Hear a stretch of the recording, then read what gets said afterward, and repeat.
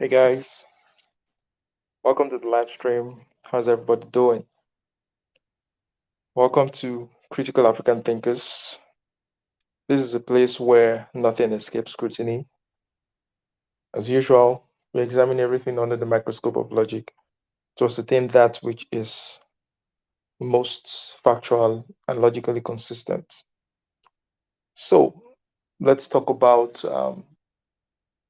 the madness of crowds, why people usually descend into chaos, into riots and looting following protests. And it's something that I've observed with protests that usually start from seemingly good causes, probably as a result of some social ill that needs to be addressed.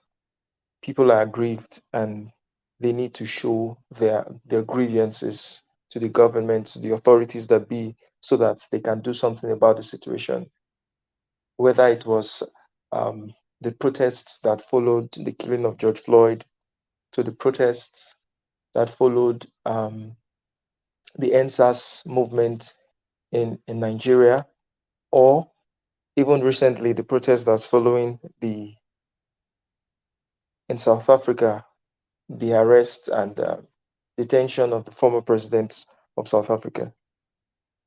Now, why some of these protests started with genuine causes, we saw that um, somehow they just descended into chaos, and businesses were looted, businesses were burnt down, malls were stripped down to I saw videos of people going into stores and just um, stripping them bare, taking everything they can lay their hands on, and destroying property in some of them in neighborhoods that they lived in. I don't know, maybe people came from other neighborhoods to cause such mayhem. And I begin to wonder, why do people act in such a manner?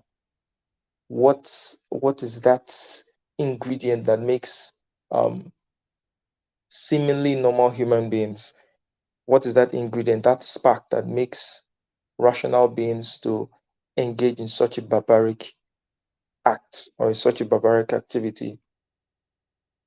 During the ENDSARS protests in Nigeria, in my country, though the protests were peaceful, but after the shooting at the toll gate and all that, it just became something else. Businesses along major routes were looted, they were destroyed, everything was carted away. People lost their sources of livelihood. And I even in this South African issue, I saw a video of someone carrying out a coffin, someone looting a coffin, and you begin to ask yourself, what exactly are they going to do with the coffin? People just take things that they don't even need. During the NSAS protest, a lot of medical supplies were looted. I mean, they did not know exactly what to do with these things, but they just took them anyway. So I really want to understand what exactly would make people to descend into that kind of behavior. So the link is right there. You can call in. Let's have a conversation. Let's talk about this. I know Douglas Murray has a book called The Madness of Crowds. I'm going to check out that book. I haven't read it, but if if I want to project what I think the book should be about, maybe probably should be about um, how people, when people mass together, somehow they just take on a hive mentality and they just become destructive. They just become unscrupulous. They become unruly, and they just cause mayhem. Now, these protests or these destructions have led to the loss of lives. Like in South Africa, over 300 people have lost their lives following these riots and looting. And you begin to wonder why would people engage in such a behavior that would destroy lives and property?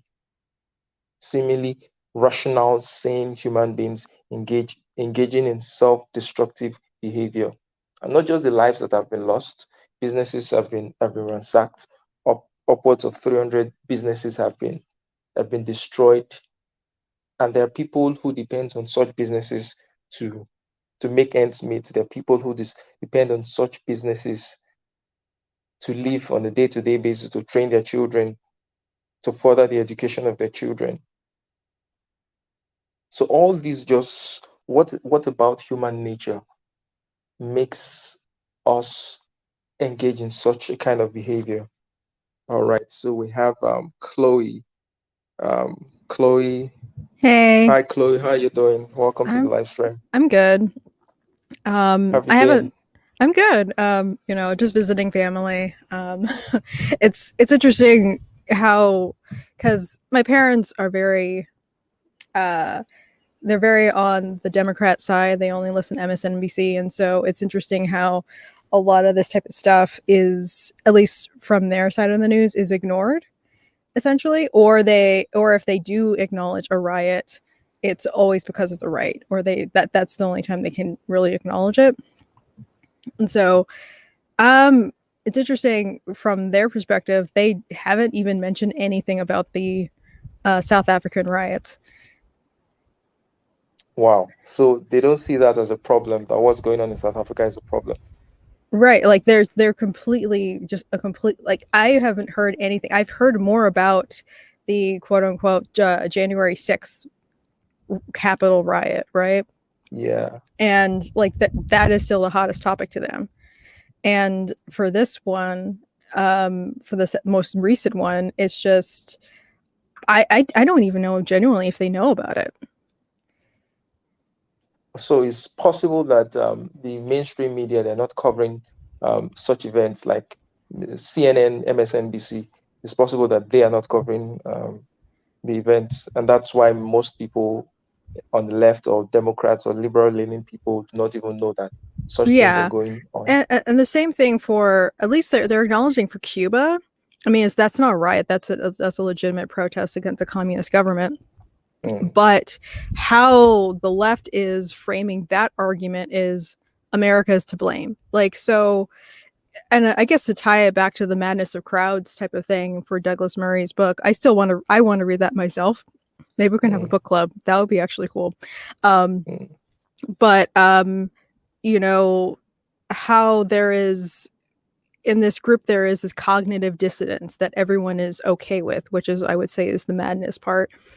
And in this group mentality, a lot of these behaviors that individually we wouldn't do, like if everyone else wasn't doing it, if we weren't, mm. it wasn't normalized, kind of, to use a term that they're constantly harping on. And so I would think in a riot, right, like they keep, people on the left, they bring up, if there is a riot and there's looting, they say, well, they bring up the Martin Luther King quote of riots are the or the speech of the oppressed. But like, I don't know, it's just an opportunity.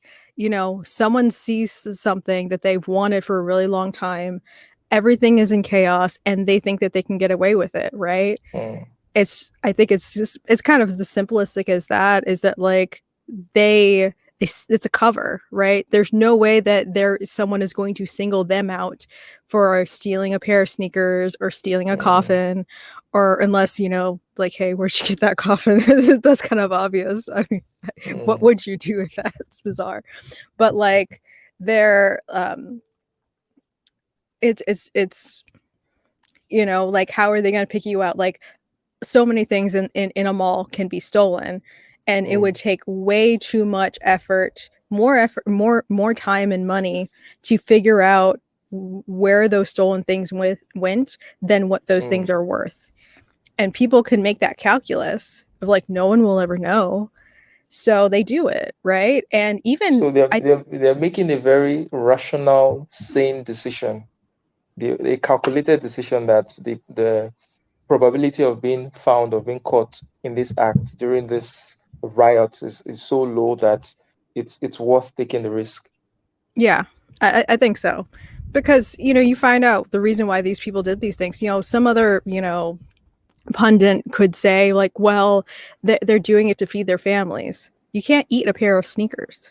So, True. or, people say, like, well, they can sell it and then they can buy food. But, like, or they can, like, or they would just be raiding the grocery stores directly if they could just if they're willing to steal something, I mm, understand, and you're starving, just directly steal the food.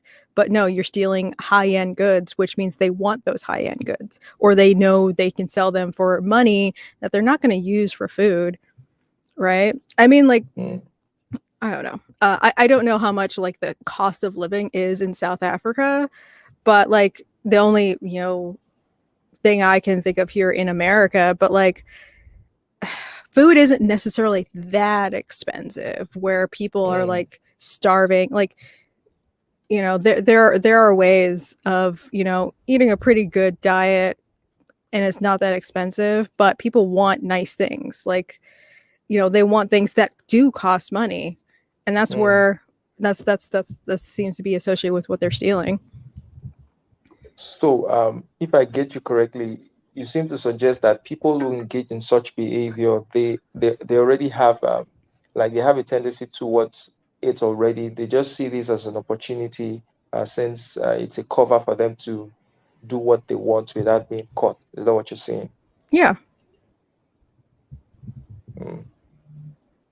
And also, people who would take out that quote of Martin Luther King and use it in this situation, I think they are misquoting him and they're misapplying the quotes, because I doubt he would have sanctioned the burning down of businesses or the ransacking of privately owned businesses. I mean, if you're making your grievances against the government, I do not see how that ties with the business along the street, how that ties with people, ordinary citizens like yourself, who are just trying to make ends meet, and you just destroy their means of livelihood. I don't see how that ties with being the voice of the oppressed. I mean, the government, the government that you're crying that they're oppressing you, they're more or less shielded from that reality. So it's not going to affect them in any sense. So I don't understand that rationalization. Yeah, it does make no sense. And I guess the only kind of logic that I would understand that it would make sense to people is kind of a sense of vindictiveness. Like you see someone who, like, so I'm gonna relate back to the LA riots, right? Mm, Where a lot of like, Korean business owners had their like convenience stores burned down, mm, right? mm, And why would you do that? Why would you burn down the only convenience store that was willing to be in your neighborhood? Right. And they say like, mm, well, they marked up the prices and they're stealing from us and they're not hiring us and blah blah blah blah blah. And so mm, you're putting aside the validity of their claims about what those Korean owner businesses were doing to them, but mm. you could see in those comments there's such a heavy sense of resentment, and those riots Exactly. are an opportunity to lash out at people that you resent. You know, Mm, the government in general, it's a faceless entity. The government is made up of a bunch of people. Like I don't mm, think it will be possible to fully automate a government where it's just a computer in a room making all of these decisions. It's people, and they have to project their feelings onto people that represent quote unquote the system, and so they lash out. Like, I think when people say they hate the government and all that kind of stuff, they hate kind of like the system that they think they live in, and I think businesses are an extension of that. So they see businesses as an extension of the government. Or the system, right? Like, it's like this is a joke that I say with my brother sometimes, like, oh, we live in a system, a society, how things operate, capitalism, the fact of, you wait in a line, and banking and all that kind of stuff. Like, it's just how the world operates. And I know that like a lot of people resent just how the world operates, and so they hate any kind of semblance of the order that they feel like they're the order in the world that they feel miserable in. Or some Mm, people can just be, I think just some people just want to steal. Like, they're just shady in general, and they mm. would steal if the opportunity presented itself, and it presents itself. But I guess specifically I'm talking about people who burn down a building, because there's no one who really truly benefits from burning down a building. It's just exactly. destructive antisocial behavior. Because I saw one video in this South Africa riots and looting where someone was making away with a coffin. I mean, what is he going to do with a coffin? Yeah, I What exactly is going to do with the coffin? So why is he moving away with it? And there are other instances where cars were just being burnt and the windows were smashed and they were firebombed and all that. So in those instances, apart from the resentment angle, um, nobody really gains from such an act, yet it is still done. So I don't know. I'm trying to make sense of it. Why? Because these are people that you would walk past on the street on a normal day and you wouldn't think that they were capable of something like this. So is there something in a group mentality that just makes people lose their individuality in terms of thought, in terms of their decency and their civilization, and just makes them go wild? I do think that that is true. There is this book called oh wait, it's by a guy named Ron Johnson, and I forgot the name of the book. And it was basically about the viciousness of like it was is before when these people said cancel culture, but he was talking about like when mobs would just get together and like it was they were everyone just suddenly would put on display the most vicious parts of themselves, and it Mm, was in that setting it's socially acceptable. And I think that mm, there is a part of everyone that or at least some people have they have a part of themselves that do have those destructive tendencies. They do want mm, to burn down something, they do want to punch someone in the face, they do want to unleash these negative human emotions, like be a bit violent.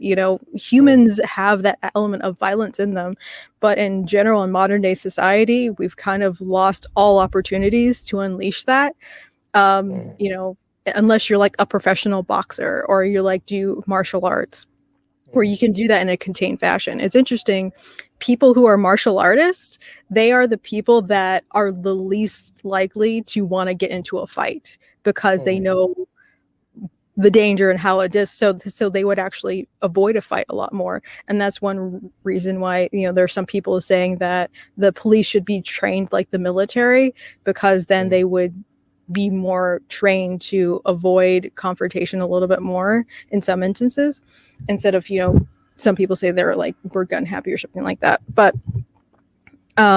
I think for everyday people, like, oh, I'm trying to think of this was in Portland, right? And there was like this is like a lot of these protests, of course, that were happening in Portland, or maybe this was a few years ago. But there was like this one guy who was basically beating people over the head with a bike lock, and wow. they were looking for him. And when they actually finally caught him, he was a professor at a university. Seriously. Yeah, he was a professor, and it's like you can't imagine a professor like having that level of violence in him, where he was like um this guy just smashing people over the heads with a bike lock. And I think it was in the context of like against fascists, like Mm, against Trump people. So he had his violence directed at in a political way, and so some people were on his side, and so I think he would justify expressing that type of violence. mm, Oh, it's for a good cause. The same thing as it's like kind of like the meme of when people like there is that Richard Spencer was being punched, and people were like, yeah, punch a Nazi. Like it just mm, seems like they just want to punch somebody, right? And in mm, decent society, they can't do it unless oh, suddenly it's a just cause to randomly punch somebody. mm, Like you're not going to change the world, and you're not going to like and they complain about like, oh, we're oppressed, and all these things are preventing us from truly having being ourselves and all this kind of stuff. And their solution is we'll just beat the other side to submission, mm, while they claim to be like psychologically, like culturally, society, like systematically oppressed, but they, at the end of the day, they still believe might is right. But there is a danger in that because the other side might want to fight back. And if they fight back, it's going to be bloody for everyone. Hmm. Yeah, exactly. It's like once you put that on the table, it's it's like live by the sword, die by the sword. But Mm, people just for some reason think that if you punch someone in the face saying like I'm morally right, they won't punch back. And mm, I think there's a sense of there's it's all of this is short sighted. It's completely short sighted. And again, exactly. I think that the people who are engaging these behaviors, you know, are impulse. It isn't short sighted. It is short sighted. Like they're not thinking about, oh, what if like 2 months from now I want to go to the store and buy something. Oh wait, I burned down the CVS or I burned down the Mm, pharmacy or whatever. Um, it's like with all the shoplifting in San Francisco, that place. So many pharmacies are shutting down that like older people depend on getting those medications, and then the Democrats are saying, oh, these companies are leaving these communities and they're shutting down these things. We should blame the companies for not staying open, but they're not going to blame the people that are stealing from those mm. places. So and they're very, very selective as to where they put the blame. They do not want to blame people who are rioting, who are looting. They don't want to see that those things have consequences for businesses and businesses are going to react. I mean, if the place is not favorable for your business, it doesn't make any sense for you to continue doing business in that place. And then when you leave, you are accused of taking your business away from that place. So either way, the business is screwed. If they stay there, they're screwed. If they leave, they're still screwed. Yep. That's terrible. So, have you ever been in a protest before? I have not. One like so one thing is I grew up in Alaska. There weren't that many protests because, you know, Yeah, everyone is trying to survive the cold. So, yeah, you're what are just you going trying to to protest survive the cold. against? Like there's like I think like there was like there was like always one person pacing back and forth on a sidewalk next to the movie theater, and it turns out Mm, it's like this kind of like a lot of medical offices, and it turns out there was a Planned Parenthood somewhere in that complex. There was an office for that. So like, oh, mm, that's why this one person is always pacing back and forth. It's just the quote unquote protest is just one person sitting in a lawn chair or something like that. But coming down to the lower 48 or like the rest of the contiguous United States, living here for quite some time, I've never had a desire to go to a protest because I don't necessarily see it as productive as maybe it once was. Um, because now people just protest anything at the drop of a hat. mm. It's not substantial anymore. Everyone protests, everybody, and over anything. And I think again it's an excuse for people to gather to signal, virtue signal their values, Yeah. or Mm, to pick out like, pick out, oh, that's the good side, that's the bad side, to antagonize people, and then yeah, again, to get out their aggression. And so I've never wanted to do that. And so I'll tell you one weird story. I was invited to a protest in Denver. So there was like this case of, and I think it was like this baker or this cake shop that basically mm, refused to bake a wedding cake for a gay couple. mm, But like mm. it was specifically, like American wedding cakes, you have the bride and the groom. They wanted a groom and a groom, and they wanted it decorated to reflect that it was two men getting married. Yeah. And and so the guy refused, and then the state, kind of violated this guy's rights, saying, "Oh, you're not supposed to do that." And but the Supreme Court overturned it and basically sided with the baker. And so I was invited to that protest in front of that baker, Mm, and they called it like a protest slash party, right? As if they were going to, I don't know, party in front of his bakery and at the same time protest. But the confusion I had was, what do they want from mm, the baker? Why protest the baker, right? They didn't want cakes from him because they didn't like him. mm. So, and they weren't going to be, they weren't going to buy anything from him, but like, there's nothing he could do. But they wanted to signal that they didn't like him and people like him. There was no point to the protest. They just wanted to show like disdain and dislike.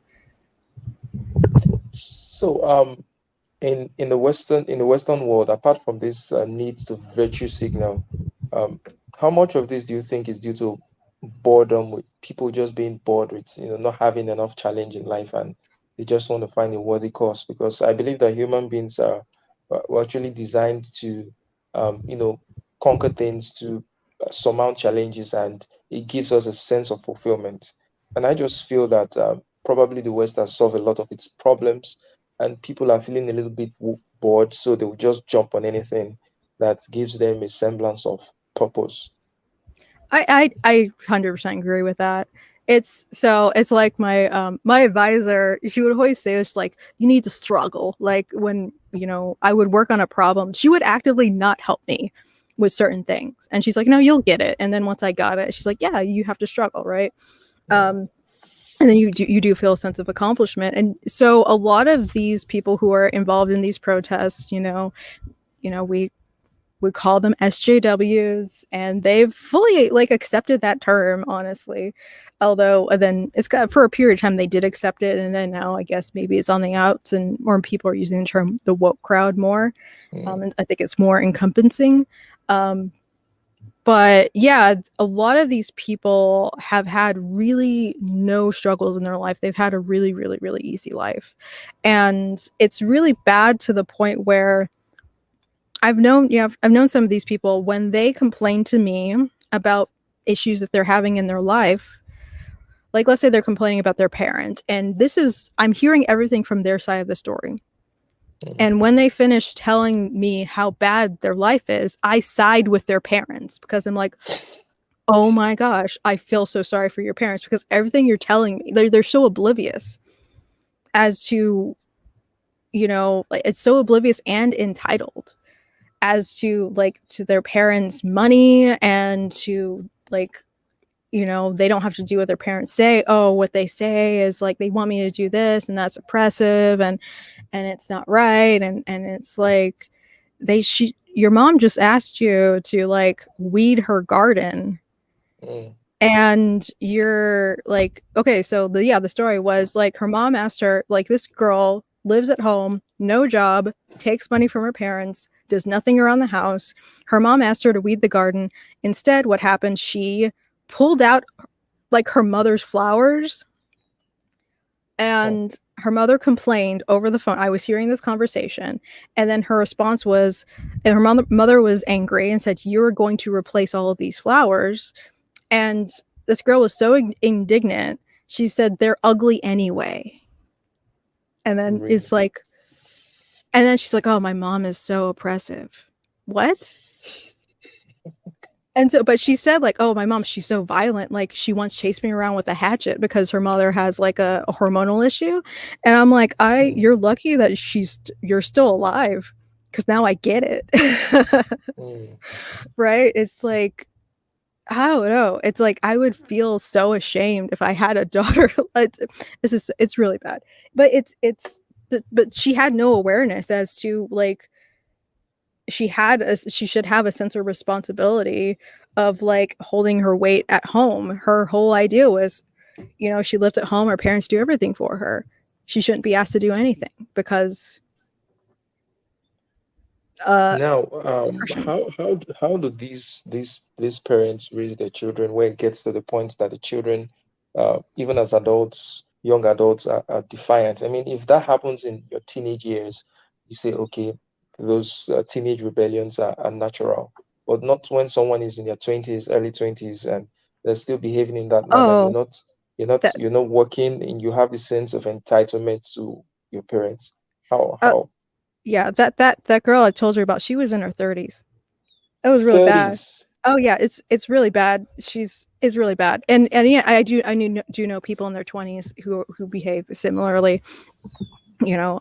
But so the unfortunate, I think what happens is, and people are saying, you know, what happened with the, you know, like the boomers and all that kind of stuff is, you know, people want better for their children.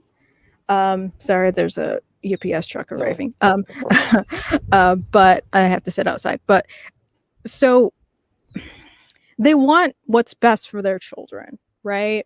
And they, because now parents have the ability to provide so much for their children, there are fewer children in a single household, so more single children, single children. You know, they don't have as many siblings. Also, children are playing outside less. So, have you? Mm. I still need to read this myself, but have you read Jonathan Haidt's or seen any of his talks about like the coddling of the American mind? No, I haven't. So Jonathan Haidt, he, a lot of stuff that he's done in the past, he basically does like studies on the morality of the different, like, you know, political parties and all that kind of stuff, and you know, it's like like what left leaning people value and what right leaning people value, and this is how they kind of you know, determine their morality, how they react to Mm. certain issues. It's not that the other side is evil and they know it. It's like they literally value more like different things. Like the right obviously Mm. values liberty, and then the left values harm reduction, even at the Mm. cost of liberty, right? Like as long as people aren't being hurt, right? And so, but the getting into the harm reduction, um, people, you know, they may see certain things have happened in their lives and they posit, if this thing was changed, I would have had a better life. And so they want to shield their children from certain hardships. You know, Mm. they see on the news that there are, you know, children being abducted, although the fact is the vast majority of children are abducted by a parent or a relative, Mm. not by a stranger. Very few children are abducted and murdered by strangers, but it's that whole idea of stranger danger that has you know, was really prevalent, um, you know, in the 80s and 90s and all that kind of stuff. And so it made parents raise their children in a much more sheltered manner. You know, children had, you know, more regulated and more regulated, scheduled, and monitored play. And that's what Jonathan Haidt is actually kind of charting, right? There was at one point, Mm. you know, in the 1960s, a kid could go outside at 6 years old and play all day in the park away from their parents, and then come back, you know, at the end of the day for dinner and say like, you know, you know, they dug for worms, they went to the creek and all that Mm. kind of stuff.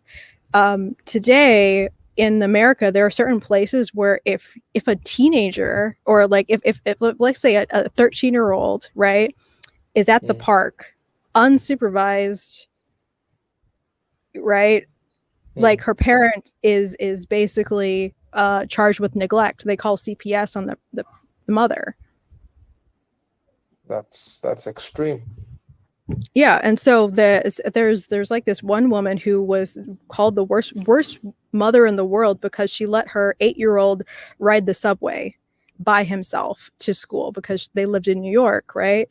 And you know, there are people who believe that children are super fragile and you need to protect them from all things, and if they get hurt it's just going to cause irreparable harm. But Jonathan Mm. Haidt, he kind of talks about like all of these things to make a strong human being. You shouldn't do that at all. Children need to Mm. get hurt, children need to get in Yeah, trouble, they need to figure out what they're going to do without their parents, exactly. and they need to know that they're going to have to be on their own, and that mommy and daddy aren't going to be there, or a sense of authority is not going to always be there.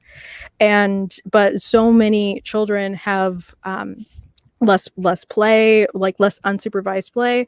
And so there are some statistics that have been happening in America that, you know, people are saying is good, but then there's also like a bad side to it. So like teen pregnancies are down, The rate at which teenagers are, drinking is down.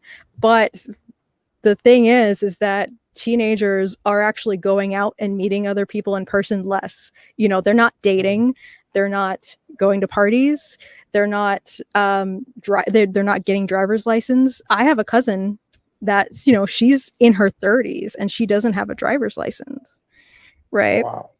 She lives in Texas, like, 'cause she's not living in a metropolitan city. She's never wanted to know how to drive because her mother's always driven her, and but yeah, so a lot of these teenagers are not having basic you know experiences. So like, yeah, like dating in high school, right? That's a lot of parents are like, no, I don't want my daughter dating or whatever. I don't want that happening. But like, you don't want her first relationship to be when she is thinking about getting married, right? You want Mm. a little bit of a training wheels type of situation where she understands basic boundaries in a relationship.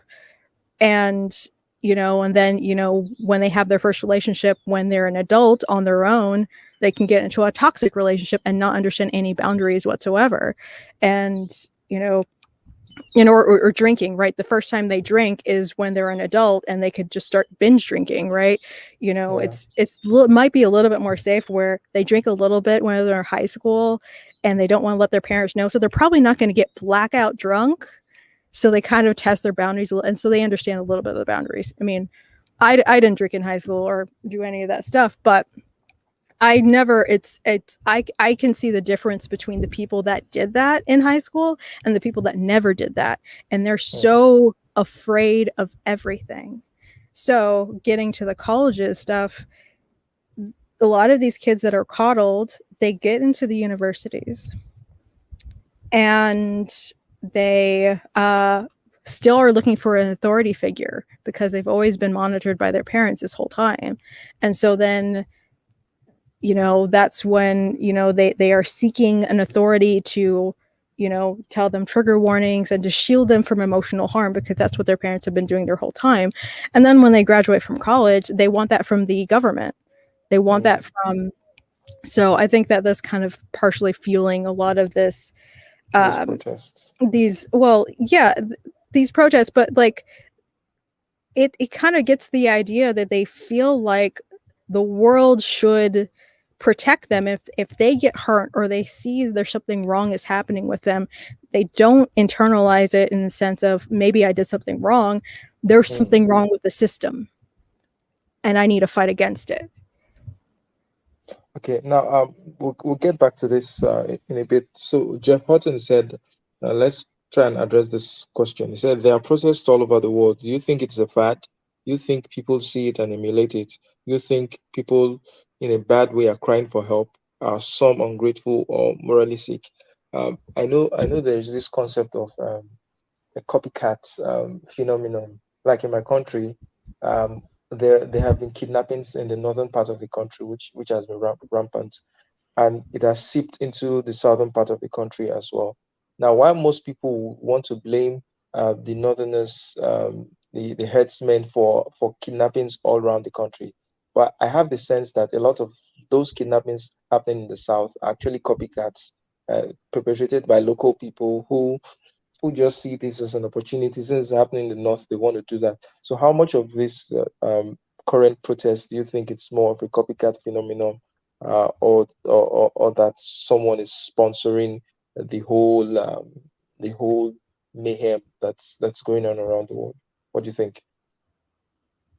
I think it can be a combination of both, right? Yeah, copycats definitely. um I can see that happening, of like, they're seeing a playbook somewhere else and then they just import it from that place. You're like, okay, this is how you set this up and this is how you started, and this is how you kind of spark some type of righteous anger Mm, to incite a protest. And then obviously the people are going to come out that want to, all it takes is just like, there's a huge protest, right? There's a lot of people, and it only really takes one person to smash a window to start to break yeah. open the dam, right? Like, they people know the formula to kind of incite a lot of damage. And these protests aren't really done in a way to make sure that everyone is kind of calm. If you look at the protests and the 1960s and everything like that, they were in America, they were singing religious hymns and looking very stoic and being very mm, calm and controlled. The protests now, like, they want to hype up people as much as possible, right? They want to have as much kindling around as possible, and I do feel like like there's an element where they do want something to happen to whether it's like, oh, they want to incite the police to say, see mm. police brutality, or you know okay, yeah, so what if there a bunch of businesses were destroyed, right? Yeah, because if you look at during the BLM protests in America, you could see some protests springing up, some Black Lives Matter protests springing up in other parts of the world, like in Europe, where uh, police killing of Black people wasn't really an issue. So you begin to wonder why are they protesting in the places like the UK and some other Western nations that may not be affected by it. I think it's because they're trying to tie all of these issues together to you know this is why we need to completely dismantle the government and blah blah blah blah blah. Like I watched this one YouTuber, and it's this Finnish girl, or this Finnish woman, right? Who, like, she went through a detransition stuff, like detransition and stuff. But she was saying, of she's like, she lives in Finland, and like there's a Black Lives Matters protest, and she's like, we're in Finland, we don't have this problem. Like, there aren't really enough Black people in which police brutality against Black Mm, people are an issue. But mm, it feels like a righteous excuse. And then again, it's just interesting of how, well, I think one thing is American culture is being exported everywhere, kind of through things like Twitter, because Twitter is an American company, and it does mm, in ways, there is a point to certain things where the morals and values of Americans are being exported. So like on Twitter, you can't show nudity or something like that, right? mm, Or like show like a woman, like a woman's chest. But in some countries, it's perfectly fine. Like this one mm, girl was saying, in Finland, seeing a topless woman is fine. It's not mm, bad, right? No one will like overtly sexualize it because they have bathhouses, right? And all the mm, whole family can go to a bathhouse and see their mom naked, and no one feels like weird about it. Or so mm, is seeing a naked woman isn't as sexual.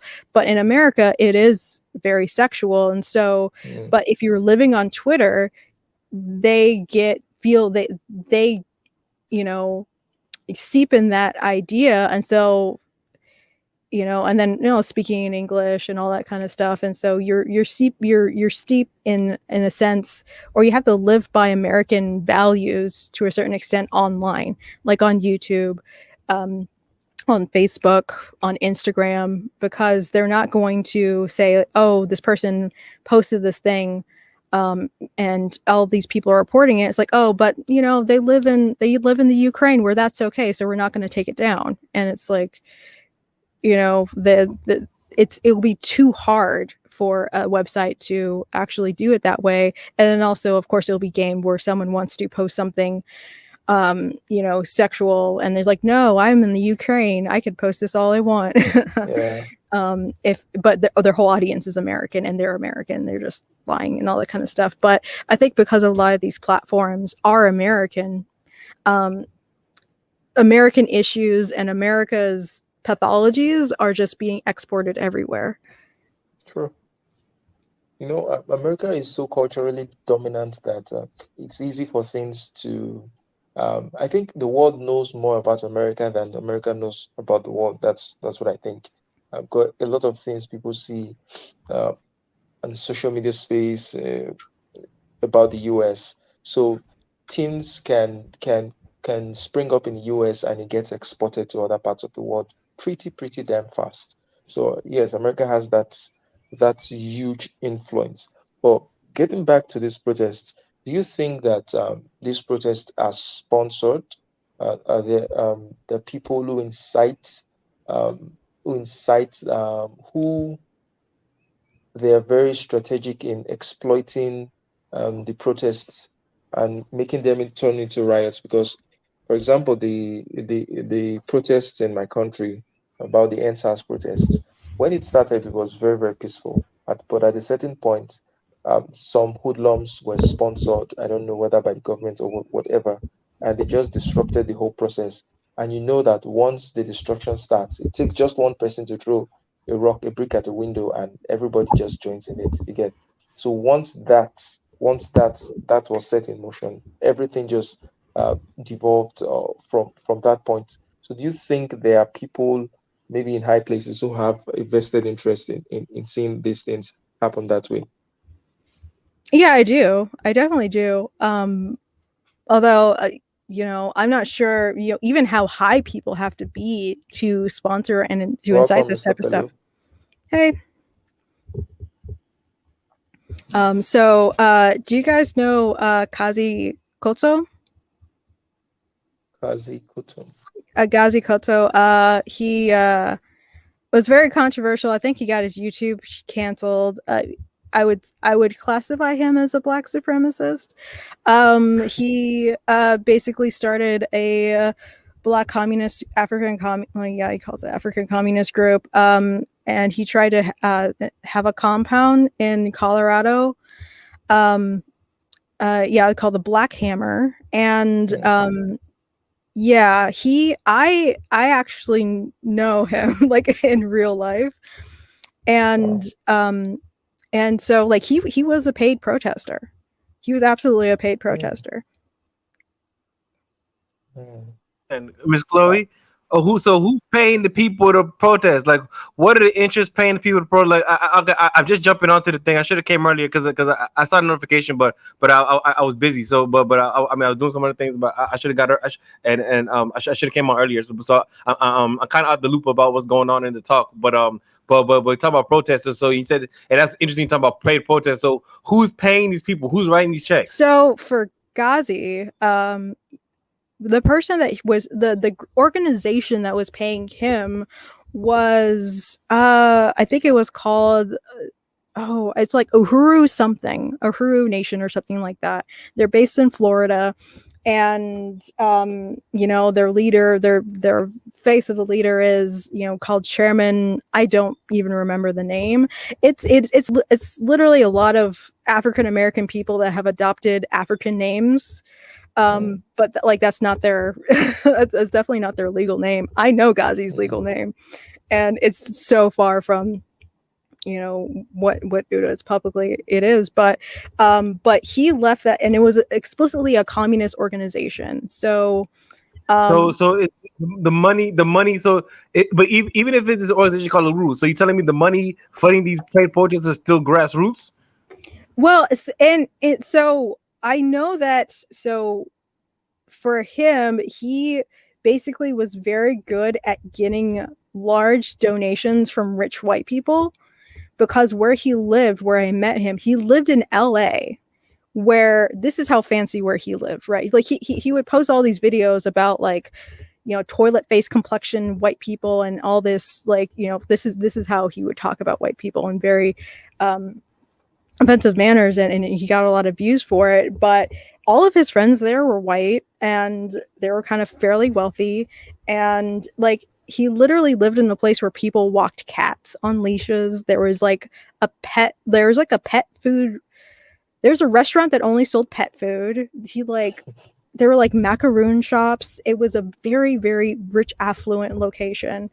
And but he, online he had like this presence that he was, oh my gosh, I'm saying this publicly. Oh gosh. But it's so it like I think So on was like it an act for him because obviously he knew white people and he was friends to some white people, to a lot of white people. So was it an act, those vitriol that he was yeah, yeah, aiming yeah, at white because people? what it turned out to be is that the Uhuru group, right? And he eventually came out like saying, "Oh, it's kind of a cult or whatever." But a lot of behind the scenes of people behind it were white, actually. All of the people Mm, who were kind of had access to the money. So it was the guy who was the face of it. He was a black guy, of course, and his wife was black. But then everyone else on the board of directors were white. that's Well, that's let me that's ask you this. very sinister. So what these people funding it? These people are supposedly well off, whatever. So these people are funding protesters, but are these? But is this protester the same one? Okay, it was. Is the people that you're talking about? Was he also a looter as well? Did he encourage looting? How did the protesting? Is one thing to say, I'm funding protesting, right? But then I mean, I don't know what I told you. I came in late, so I don't know what y'all spoke before I came on. But I see the headline was protesting and looting. So how does a protest get to looting? I mean, I mean, they're paying people to protest, right? It's one thing. That's one thing. But are people also getting paid to loot as well? No, because what okay, so one thing that he was paid to do by this group was to go up to the Freddie at the time of Freddie Gray, and so he literally went up to Baltimore and was protesting there. And so it's there are a lot of things where people are paid to make it look organic and to incite a lot of anger and to kind of incite a lot of paranoia and conspiracy and to basically sow that amount of distrust. I mean, he literally has said in the past of saying of like, if I die, throw my body through the window to start a civil war or something like that. Like, um yeah, it's to there are a lot of people who are very good at hyping up emotions, and they're hype men, but like just for these negative emotions. And so if you get people up to the boiling point, you don't have to pay all these people, you just have to get those people to an emotional point, and one person just has to throw a rock, and then you got a riot. I don't know if he specifically was trying to get to the point where there was a riot, but he was trying to sow those seeds of, distrust against the government and the city and white people in general. Okay, that's interesting. That's interesting because last year during the Black Lives Rally Matter protest, I was because I'm based in DC area. I live in DC area, and I actually got shot at the protest because the line of work I'm doing. I was in some store at one time, and we had somebody try to loot the store, and then I wouldn't let him loot the store, and then he pulled a gun out at me and shot at me. He shot at me, but he didn't get me though. He didn't shoot at me directly. He shot at the floor. He shot at the floor to escape. He said, back up." He shot at the floor. He shot. But I mean, but yeah. So I've been in some protests. As a matter of fact, I even saw all the Black Lives Matter protests they had in DC, like the ones they had like past the areas I was working in, like on U Street or things like that. Like I've seen those, and it was the ones I seen were pretty peaceful. Except the time one time I got shot at, but that's one guy, that's one off guy. He actually shot at me, but it was but there was looting because one store was in, like, for example, they boarded up all before once they knew the protest was going to happen. Most businesses, they boarded up all their businesses. They boarded it up because, like, I remember one business I was working for. I had a contract with. Their window got smashed in, but in them got stolen. They just throw a rock into their building, but most of the buildings in DC had it was all boarded up even before the riot started. They boarded up just because they knew someone was gonna throw a rock in it. They were boarding it up, and then everybody had Black Lives Matter. Even if you didn't support Black Lives Matter, really, they just had it on the window just because. Just because they had Black Lives Matter flags, Black Lives Matter everything on it, and I was even around the So Freddie Gray in Baltimore. that was a riot repellent, or that was a looting repellent. Just sprinkle Black Lives Black Lives Matter. Matter, looter repellent. Yep. Even if you don't support Black Lives Matter, put Black Lives Matter all over your business.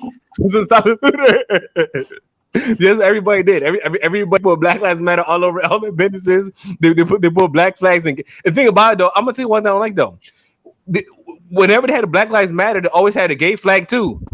That's one thing I didn't like about it. Every time they had a Black Lives Matter flag, they had a gay flag right next to it, a gay color flag, and said, it was one. It was one nasty one. It was one on one building, right? It was like they said, Black Trans Lives Matter.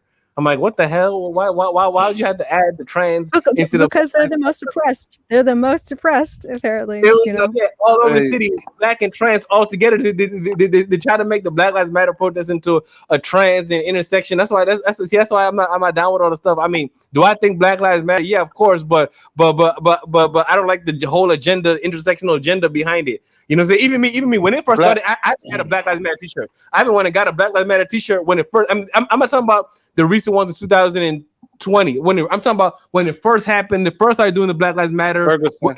when Barack Obama was still president. I actually had a Black Lives Matter T-shirt, but then I seen the intersectionality go on. I was like, nah, I don't want to be part of this no more. You know what I'm saying? I actually went and got T-shirt because I mean, not that I was big into philosophy, but I thought at the time that it was very iconic. It was an iconic thing, so I got a T-shirt just as an icon of the time. You know what I'm saying? As an Yeah. icon of time, and of course, I believe that black people, because I'm black, I believe that they should be careful not to kill black people. Of course, I think they should be careful. Police should be careful not to be killing black folks. That's a fact. But at the Yeah. same time, even as I remember the Freddie Gray ones too, because I was around. Hello, Oh, Bo. I got a Bo, shot. Hey welcome to man, the what's going on conversation. with you all, man? I'm late, Yeah, we're doing but great. How you doing? I'm all right, man. But yeah, that whole Black Lives Matter thing. Black Lives Matter was the greatest branding and political marketing strategy in history, in recent history. The way they tied Black Lives Matter with the branding and the slogan, whereas if you question anything that they said or did, it automatically made you racist just by default. You was automatically a racist or a sellout just by default for questioning it. Because so what are you saying? You don't like Black Lives Matter? It's like no, but what are these trans people doing over here? Oh, he's racist and he's homophobic. Hey man, it was genius, man. It was genius. So, Bo, the conversation, Bo and Mr. Pello, the conversation is about looting. Why do protests turn into looting? I mean, there've been protests in the We US, there've talking been about protests in my country, there's been protests in South Africa, and somehow down the line, even though some of these protests started out with genuine intentions of addressing some social ills, before you know it, it just devolves into riotous arson and looting. So, why is it why Hey, is it that people easily devolve into something like that? hey, I'm gonna give a quick answer real quick, and then Boca talk. Let me give a quick answer, quick, just because just don't forget. My quick answer is simply opportunity. If you have people rioting, not even rioting, say people protesting first, that already is a burden on law enforcement, right? And then you add rioting, then looting. People know to get away with things because the law enforcement can become overburdened. I'm partially in law enforcement in a way. I'm not really, but officially, according to the state of Maryland, I'm in DC. I'm technically under law. Yeah, I actually am part of law enforcement. But I do private. I do private. I do private. I don't want to get too much into my personal business life, but yeah, but to make a long story short, to make a long story short, law enforcement gets overwhelmed, and if people know that law enforcement is overwhelmed, they know they can get away with things if there's a breakdown. That's basically where the looting comes in, just opportunity. Yeah, I think Chloe made something like that too, said something close to that too. So so I I think that believe that's a that great there's point. two elements. There's the opportunist element, which is there, and then there's the more nefarious behind the scenes anarchist element that was involved with ADOS. I mean, I apologize, not ADOS. Black Lives Matter. So if you've seen in the first set of riots, like this is proven, you can Google it. In the first set of in Minneapolis when the rioting started, you had groups that trailed the whole Antifa thing wasn't just a conspiracy theory. Like, and I don't know if you all covered this before I came, but you had groups that was following behind ADOS. Like, they actually captured black people was running off groups of white people that was coming out dropping bricks bricks in front of buildings. You had one white dude masked up. He was punching out the windows to an auto zone in order to bring on the looting. So there Mm, was a political component that just wanted to create anarchy so that, and a lot of people won't like this because let's just say this: if we wasn't so close to election time, George Floyd's situation would have been just like any other situation. But the element of the upcoming elections and Trump being up at that time and people feeling the way, they tied in the political component, and the anarchy was to to show people like Trump is a failed president and he didn't handle the situation right and he's incapable mm, of handling the situation. So there was the political element to it and the already anarchists. So George Floyd was, man, that was kind of like, man, once in a lifetime, man, like in my lifetime that I've seen. That was the first time I've ever seen that. But added with COVID, people in COVID lockdown had done just came. So there was the element of opportunists and people that was looking for a come up. Because in my city specifically, right, they tried to have a riot. They tried to do something similar, right? But the people from the actually city, when they looked, when people started getting arrested, it was all people from out of town, and mm, the regular the natives, and the natives wasn't even like aware of it until like later. Then they started coming, but like the first wave of riders or whatever was people from out of town. So they was busing in people to these cities, you know what I'm saying, right? To Nah, riot and to start all this stuff. hey, mm, let me jump in real quick. Yeah, okay, I could vouch for that for a little bit. I'm gonna tell you. And not even that. I don't even think it was even that it was near election time. Just that it was in Trump time. All Trump time. This thing could have happened anytime during Trump's time, just because it was Trump as president. That's one factor. Even if it was, even if this Freddie Gray and George Floyd thing happened,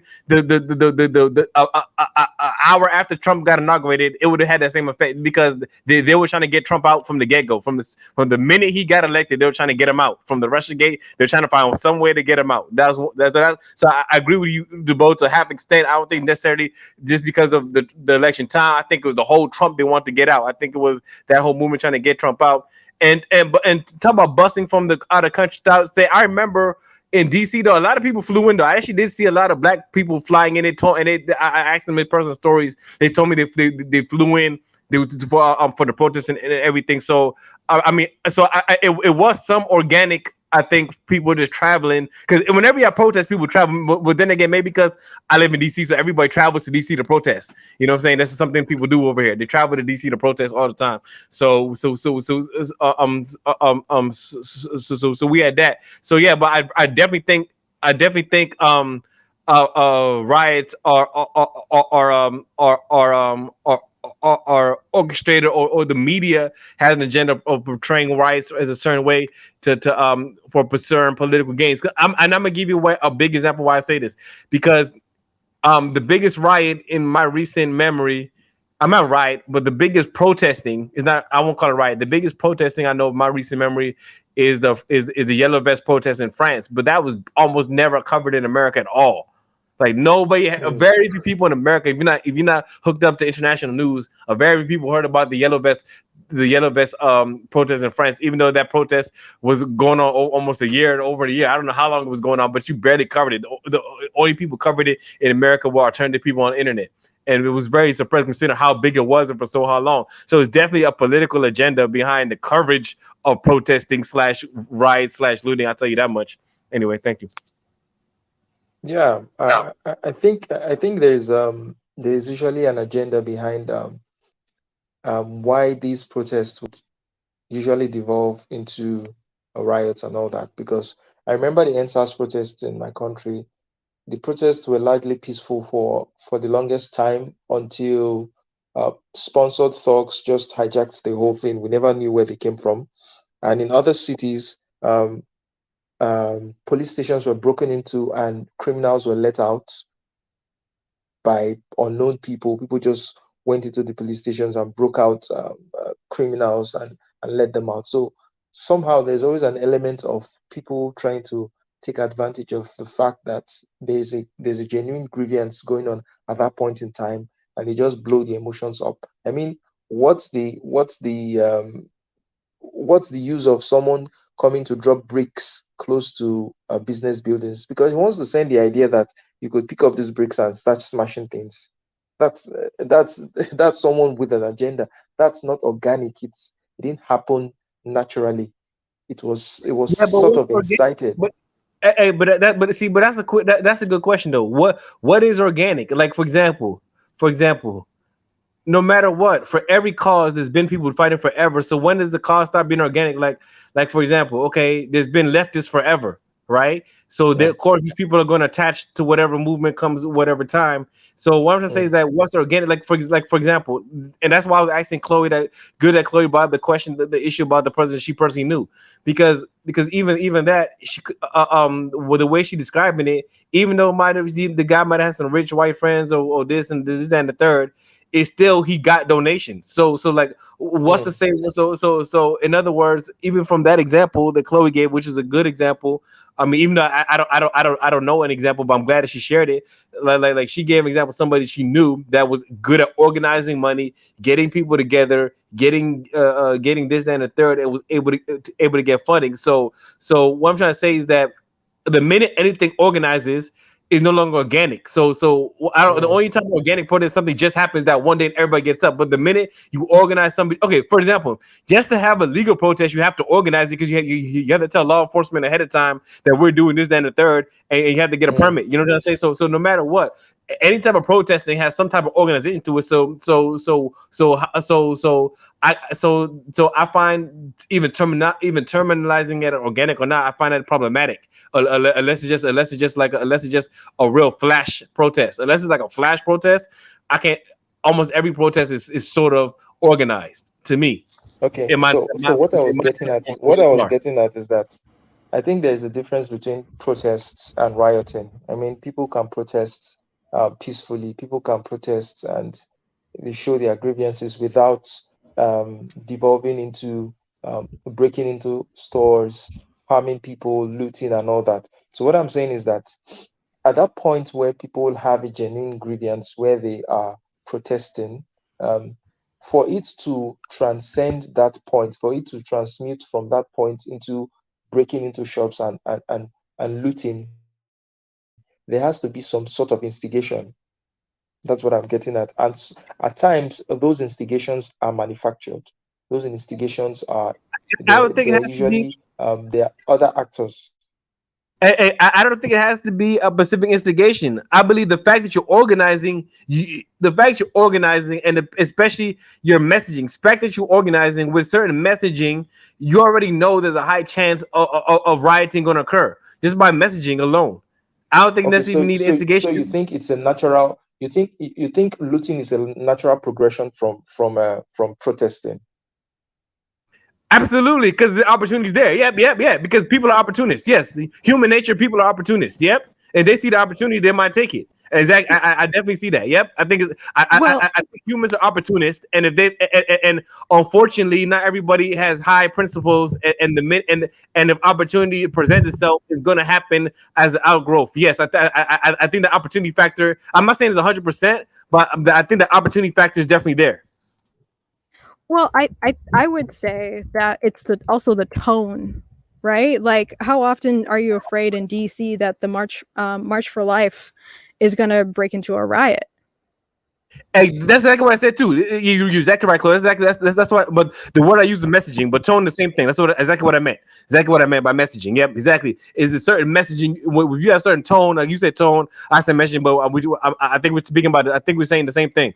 If you have a certain tone, exactly. If you have a certain tone, you know there's a high chance those type of people that attracted to that tone are going to riot. You already know that. I mean, some people might act ignorantly. They really don't know, but most time, 9 times out of 10, if you live long enough, you know your tone is gonna is right. He could be outgrown from your tone. Exactly right. Exactly. That's exactly a good point you made. Like things like March for Life and all those things. You know that's not gonna have the March for Life people are not about to are not about to break into any stores. They're not about to break any stores. They're all those anti-abortion people. Not, cause even me, I'm an anti-abortion person too. I'm not about to break into. So yeah, so it depends the type of people. You're exactly right.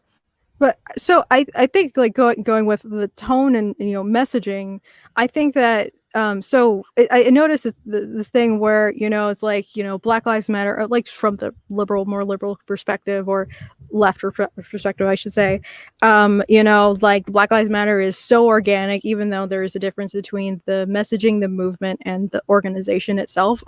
The organization is shady as hell, but they're kind of trying to conflate all three when there are any criticisms against the organization specifically.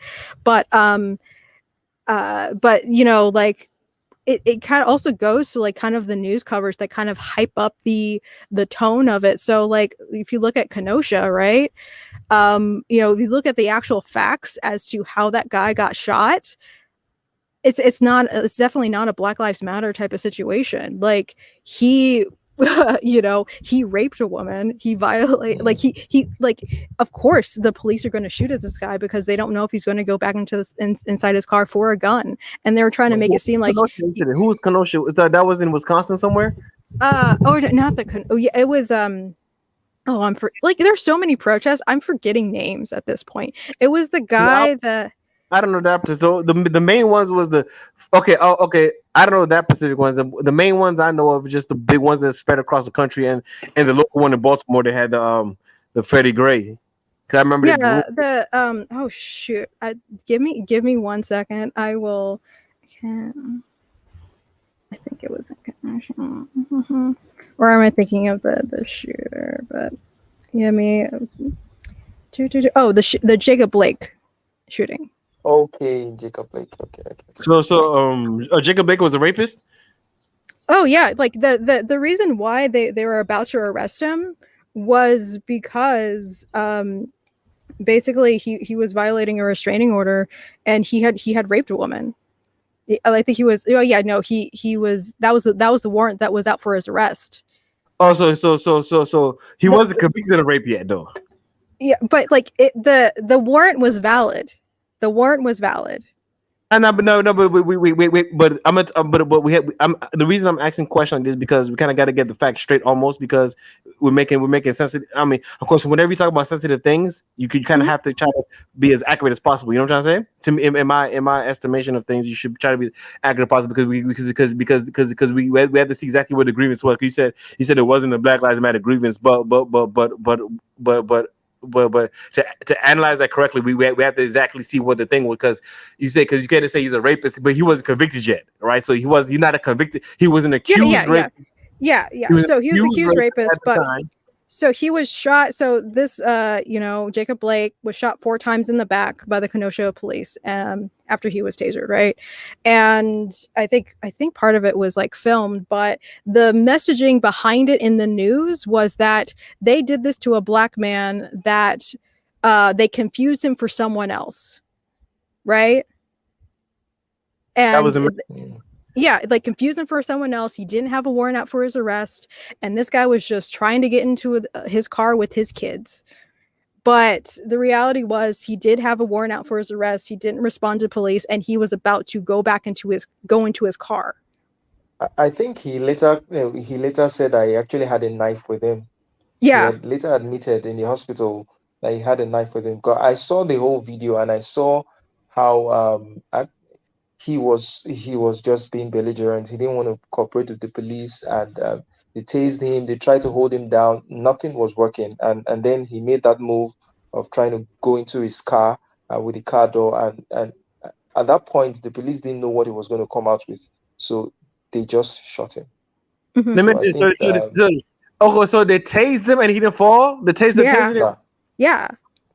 So somebody can get tased and they don't. I don't know. I never been tased before. I never been tased before, so I don't know how strong the tasing is. But so taser, because they caught him with the taser and he didn't fall. Yeah. So he had been tasered, and he also had physically fought with the officers. So if he physically fought with the officers, they were. So you're telling me they weren't able to restrain him? So once they Yeah. got him physically, if they had a physical fight, right? They weren't. So you're telling me they physically fought, but still let him go. They didn't restrain him automatically. They Restrain could him and not. put They him. could not. They Doing couldn't that. restrain him. They they couldn't were restrain trying him. to. I mean, how could you not restrain him? Like what did he do? Like okay, so no, cause and the reason why I'm asking these questions because I'm asking these questions to illustrate that it could be a lack of training. Yeah, but that's part That's of what it I'm asking because this question uh, because I'm thinking that how are these cops, especially there's more than one in the scene because the way you said they were, because you keep saying they, so I'm assuming that there was more yeah, than one police officer. So I'm saying, what's wrong with the tactics of these officers? They're not able to. Because I'm not saying these people are restrain one dangerous. man. Because even me myself, I work in semi law enforcement, but in private, I work in private security, semi law. I don't want to get too much in my private life, but so I kind of understand. I'm not a police officer with the state, but I get involved physically with people sometimes too. You understand? In my line of work, but but um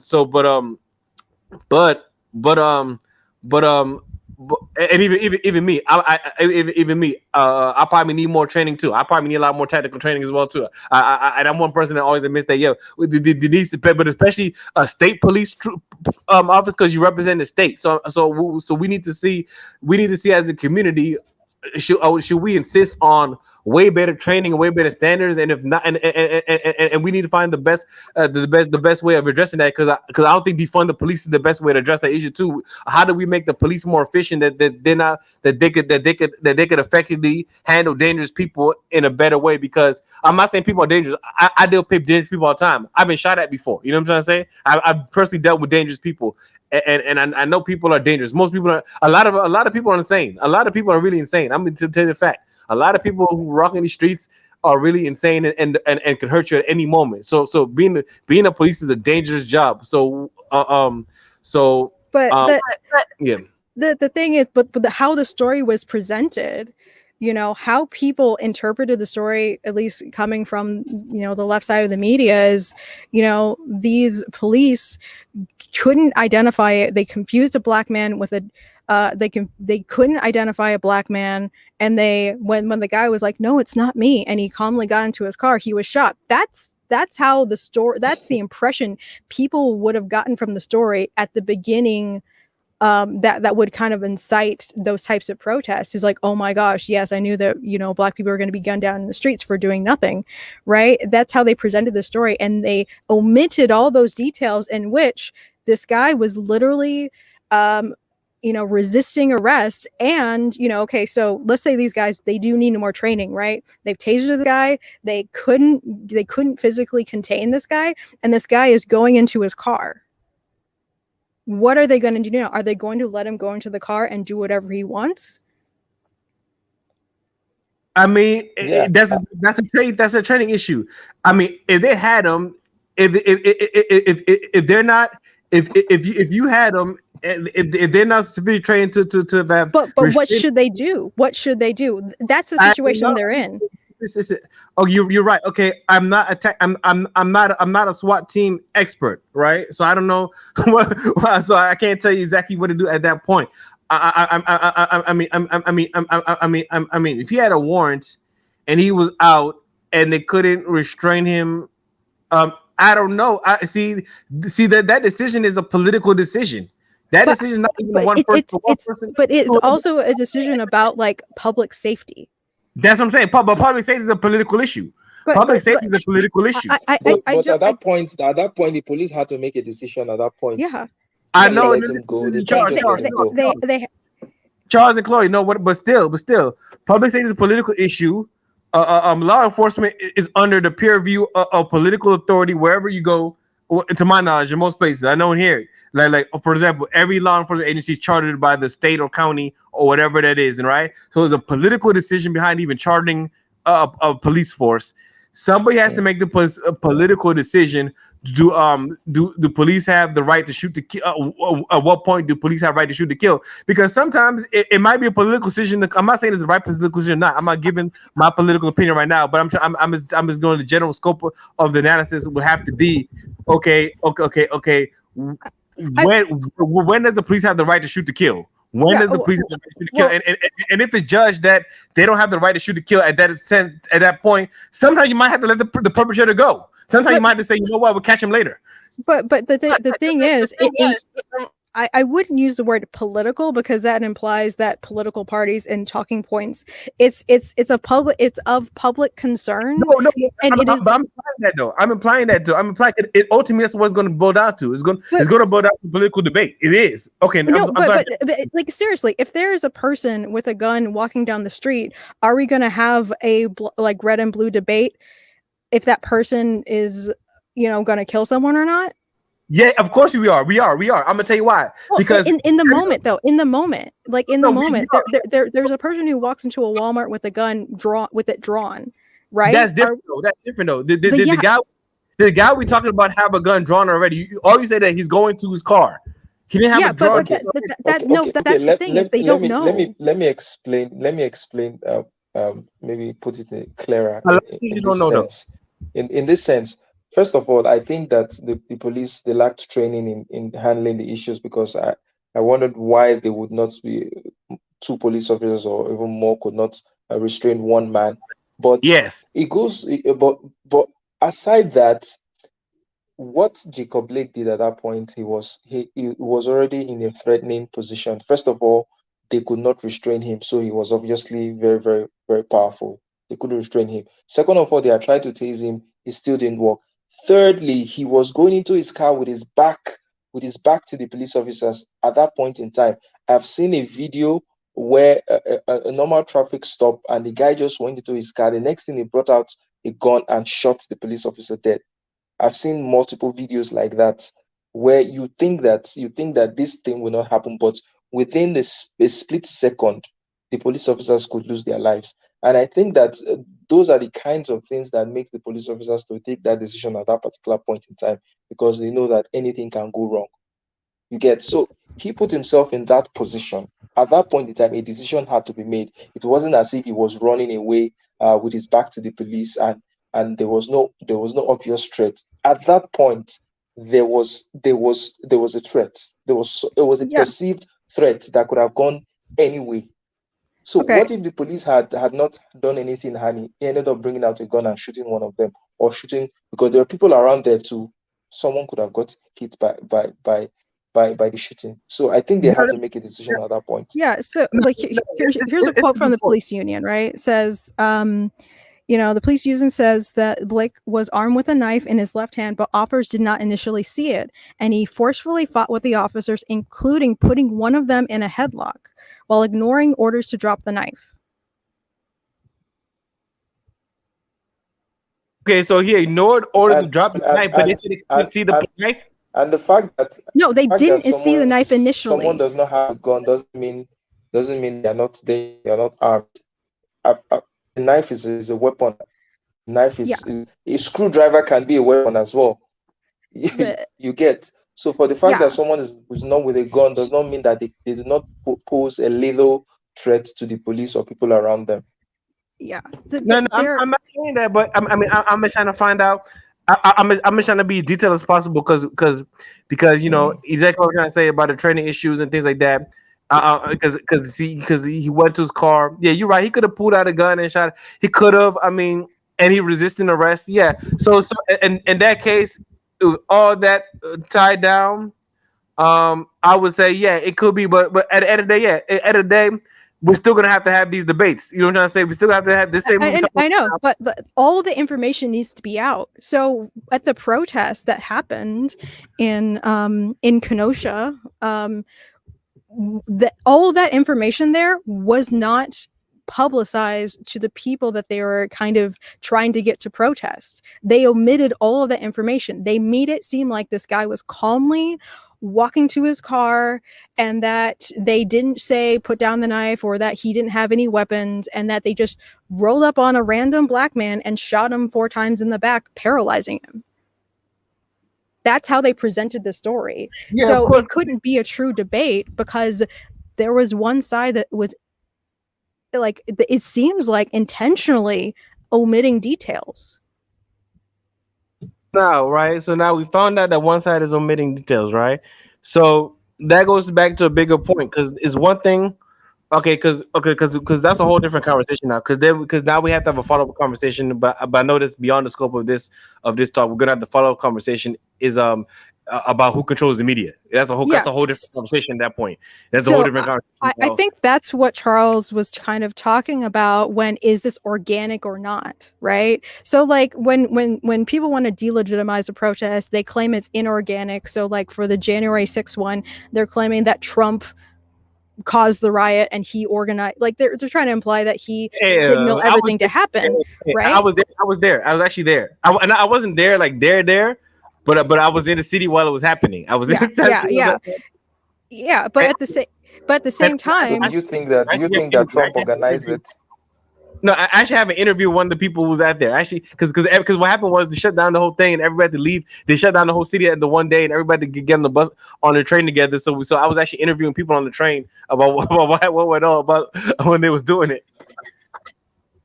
Because that was crazy with the January 6th one.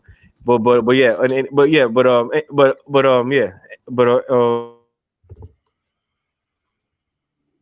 Go ahead. oh, sorry. I wasn't sure if I was muted or not. Yeah. So I think that's kind of, there are people. Yeah, I get who's in control of the media and their motivations, right? There are a lot of actors, right, who are like, you can be on YouTube, obviously, and projecting a particular narrative. And what is the point of these narratives? They want to validate the things that they've been saying this whole time, that we live in a white supremacist society. And again, like, I think it kind of goes to, the fact that Trump was president at the time, is that, when Trump was inaugurated, they're like, it's going to be the end of America, end of liberty. They're literally acting like black people were going to be rounded up in the streets and shot. Right. And so they were looking for instances of where they could, cross their eyes and say, see, it's happening. But it kind of didn't happen enough. So they kind of have to stretch the details to make it fit their narrative. Yeah. yeah. The media is a very powerful tool. I know that even though I understood some of these events reportings were being exaggerated, but at a certain point, I actually began to feel really, really angry at the way Black people were being killed. I understood in a logical sense that some of these shootings was justified, but in an emotional sense, also I was angry that Black people were being killed. You get, and that in a way ties to the way the media portrays these things. So you can see that the spinning of information has a very powerful effect in the way people receive it and in the way people act towards that information.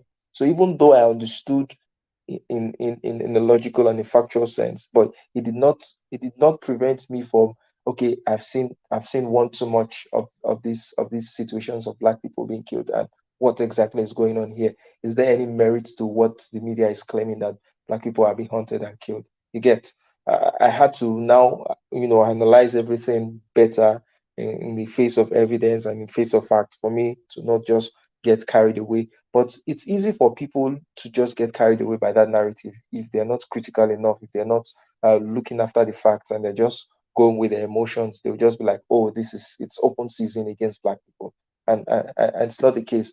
That's why it's the media, the power of the media cannot be underemphasized. Cannot be. Yeah, but the only reason the media could do this kind of things is because of America's history. If America didn't have a certain type of history, they wouldn't be able to accomplish the type of propaganda they have. So it's so every protest is going to be different. You see what I'm saying? So it's hard to analyze the situation without looking at the different situation with every country, every situation, because America has its own particular nuances where the media could use it for certain reasons. Probably Nigeria has a whole different political nuances that the media could use for is different reasoning. You know what I'm saying? So everybody has a situation that could be used against the people. So the only way to solution that is the population themselves have to be way more vigilant over their own affairs and over their own minds and how they think of things. Is at the end of the day, the people have to find alternatives and not depend on the media as if it's like a revelation from God. You know what I'm saying? But the only pushback I would have on people doing that is because people don't really have an incentive to do that. People really like feeling right.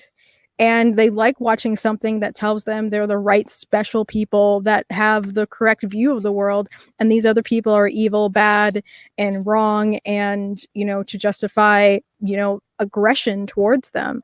I think people, it kind of goes to an early part of the conversation of sometimes people kind of have it too easy and they don't really have that many struggles in their day-to-day life, or they don't really have like real organic community around them. So they have to organize around these ideas that, you know, they won't let go of the flaws because it gives them something more of a purpose that they can't get in their real life. And so, like, I remember, you know, well, going back to the media stuff, I remember when I realized the media was kind of manipulating me. It was in college, and I used to like look at, you know, read news on the Huffington Post, and there was like in bold of like the first page, you know, going to the site, and it said like, you know, there is a southern or it was like a Texas you know, state senator believes that you should beat children, or believes in segregation, or believes in, you know, like, you know, to ban interracial marriage, blah blah blah blah blah. And it's like this guy, and it was like in red bold, and I felt something. I felt like, oh my gosh, you know, I felt like negative emotions about that. And then I actually read the article, right? And it was a guy who was like 80 years old. He had only been in office, like he was in office probably like only 40 years prior. That was the last time he was in office. And he wrote a self-published book that said these things. And it's like, why do I care? He's an old guy who, yeah, obviously he's really probably racist and old school and believes in beating children, but like, he has no power or influence. So why was this front page fear-mongering news? Okay, I'm gonna get back to you saying, because you said a lot. You actually said a lot, and there's a lot of, and you actually made a lot of different points, and it's good. Don't get me wrong. You answered the question very good, but you gave a lot. So I'm gonna have to dig in point by point. But I'm gonna go back to your point for first point. I think you made a really good first point about the incentives, right? You said, what are people's incentives to not hold the media as if it's gospel truth or whatever, or as if it's a good divine revelation, right? And I think, to me, in my life, is like this. At the end of the day, it depends on how you want your future to be, how you want your children to live. And that's the long and short of it. Why I think in my life, because I think if you're only living for one time, yes, you might want to just feel a certain way. Yes, I feel a certain way. I feel good. I'm right. I'm on the right side of history. I feel so good. Right? Because no matter what, you're gonna die anyway, right? But if you don't have a mind for the future, it's easy to fall into that way, thinking you don't have mind for the future, because what does anybody have to lose? So you're right, there's an incentive problem, because what does anybody have to lose by being blissfully ignorant?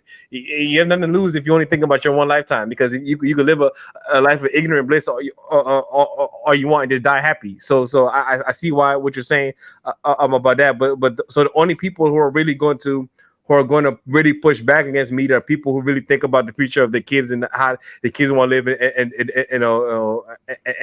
and see how a certain way of thinking it might be good for my lifetime, but over generations, I'm going to be just carrying over burdens to another generation. That's what's going. That's what I see going on a lot right now. People are just are throwing off burdens that instead of paying for themselves, they're passing off debts in more ways than one to the next generation. So that's one thing about the incentives. You would have to have a generational mindset.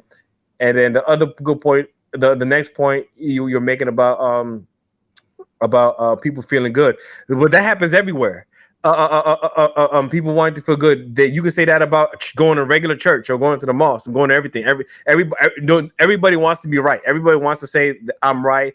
The other person's wrong, or to have an enemy, or not everybody, but it's a convenient thing to say, okay, I'm right, you're wrong, you're my enemy. I should crush you, and having this, that, and the third. So to piggyback on that, is still the same issue. Like you said, the people don't have an organic community. What's stopping people from having an organic community? That people lost their sense of religion, or they lost their sense of what, like you say, they don't have. So these people who are promoting these certain ways of thinking, have they lost so these people probably don't. Do you think they lost their family values? They've lost their religion or something like that? Because that's the only way I can see, going back to both the points you said. You have to have some type of like a family mindset, saying, okay, I want my children to have a better life. I don't want my children I'm not gonna tell my children something crazy. You know what I'm saying? I don't want them to believe something crazy that's gonna hinder their ability to be successful in life, because I want to feel good about myself. I fed my kids trash all their life just to make myself feel better, but I handicap them intellectually. So it has to be some type of development in that grounds. So, but you made a lot of good points. Thanks for sharing everything you did.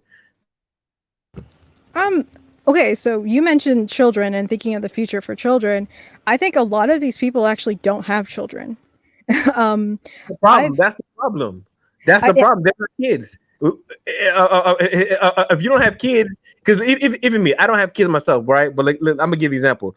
Like, I just came back from a trip. Took my niece and nephew to go horseback riding in New York State. It was a good trip though. It was a great trip. It was at a resort. It was at a horse. It's almost like a dude ranch. Went to a dude ranch. But anyway, even though I don't have kids, I still think about my niece and nephew and all them people. You know what I'm saying? I think about them. I'm not gonna tell them something crazy that's gonna make them stupid their whole life. You know what I'm saying? I'm not gonna tell them something they're gonna make them, because I don't want them to become stupid and they can't do that. And it was a good trip. First of all, we was like the only black people there. For the first day, we was the only black people there. The second day, so some more black people came. But anyway, it was like 90% white. But the whole time, you would never know we was the only black person there. Like, we was there about all white people, and we had the time of our lives. You know what I'm trying to say? It was no racism or nothing, no anything. And I don't want them going up and thinking, oh, they're always handicapped because they're black. You know what I'm saying? They can do whatever they want to do. It's a free country. They could go ride horses all day in a park in New York, and nobody's gonna say nothing to them. They could do all this other stuff. So yeah. So exactly what we said. It's not being connected to future generation. Even if you don't have your kids, you should at least care about the kids in your community, or care about the next kid. You know what I'm saying? Because everybody was a kid at one point. I was a kid at one point. You was a kid at one point. Charles was a kid at one point. Everybody was a kid at one point. And you don't want your adults to be telling you crazy stuff that's going to hinder your life. You know what I'm saying? You want to be able to look to the last generation and say, oh, the last generation, they really cared about us. But if you keep looking at the last generation and say, oh, these people didn't care nothing about it. All they want to do was be hedonistic, live their own life. The next generation is going to hate their predecessors. They're going to hate their predecessors. That's what's going to happen. That's what I think is eventually going to happen. Next generation is going to hate all the predecessors.